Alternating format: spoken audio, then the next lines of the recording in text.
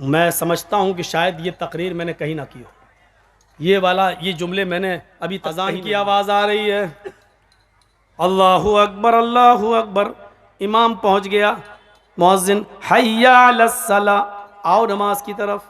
हम वज़ू बनाकर नमाज के लिए जा रहे हैं, अभी मस्जिद में पहुँचे नहीं कि किसी ने रास्ता रोक कर कह दिया आपका बेटा बहुत सीरियस है, आपकी माँ बहुत सीरियस है, तड़पड़ा रही है। मेरे भाइयों, यकीन मानिए कि ऐसे मौके पर इंसान का सब्र का पैमाना लबरेज हो जाएगा अपना बेटे का जब बीमारी का नाम सुनेगा। हो सकता है कि फिर वो मस्जिद के दरवाजे तक भी न जाए और वहीं से पलटी मार दे कि नमाज तो मैं बाद में भी पढ़ लूँगा, कज़ा भी हो जाएगी। लेकिन बेटे को वक्त से पहले हॉस्पिटल पहुंचाना ज़रूरी है, कहीं ऐसा ना हो कि हॉस्पिटल ले जाते हुए देर हो जाए और डॉक्टर ये कह दें कि तुमने 10 मिनट देर कर दी, अगर 10 मिनट पहले लाए होते तो मैं बच्चे को बचा लेता। मेरे भाइयों, ऐसे मौके पर इंसान पर सब्र नहीं होता है, सब्र करना बहुत मुश्किल काम है। इसलिए अल्लाह ताला ने कहा नमाज तो तुम पढ़ ही लोगे, नमाज तो पढ़ना बहुत आसान काम है, लेकिन बेटे की बीमारी, माँ की और बाप की बीमारी सोच सुनकर तुम पे सब्र नहीं हो सकता है। इसलिए ऐसे मौके पर सब्र का दामन तुम्हें नहीं छोड़ना है। इस मौके पर सब्र के जरिए अल्लाह से मदद मांगो।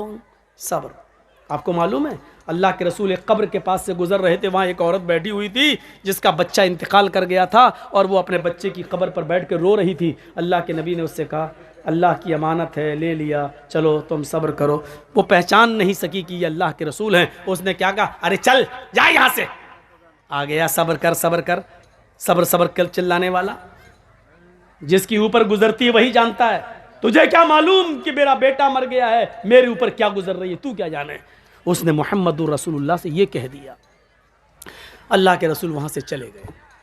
भाई ऐसी मौके पर क्या कहा जाए जब वो अपने बच्चे की मौत पर सब्र नहीं हो रहा है, उससे सब्र नहीं कर पा रही है। वो तंबी करना था, कर दिया, आगे बढ़ गए।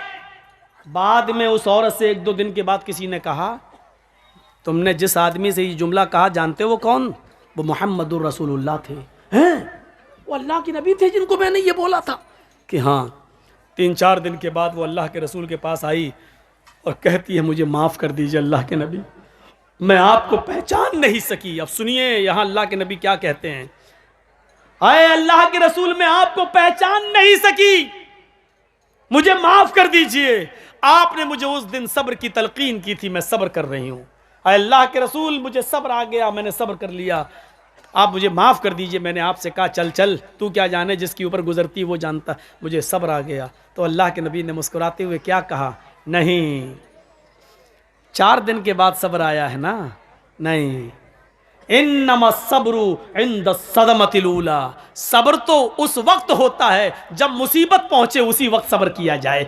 बाद में तो सभी को सब्र आ जाता है, 2, 4, 5, 6 दिन के बाद, 1 हफ्ते के बाद तो सभी को सब्र आ जाता है। आज अगर 4 दिन के बाद तुम्हें सब्र आया है तो क्या आया है? असल सब्र तो उस दिन था जिस दिन तुम्हारा बेटा मरा था और तुम अपने बेटे के कब्र के पास बैठकर रो रही थी और उस वक्त मैं कह रहा था सब्र करो।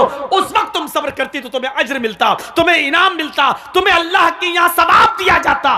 4 दिन के बाद माफी मांग रही हो और कह रही हो क्या मुझे सब्र आ गया। आज सब्र का कोई बदला तुम्हें नहीं मिलेगा। सब्र तो वो है जो मुसीबत के वक्त आदमी करे, बाद में तो सभी को सब्र आ जाता है।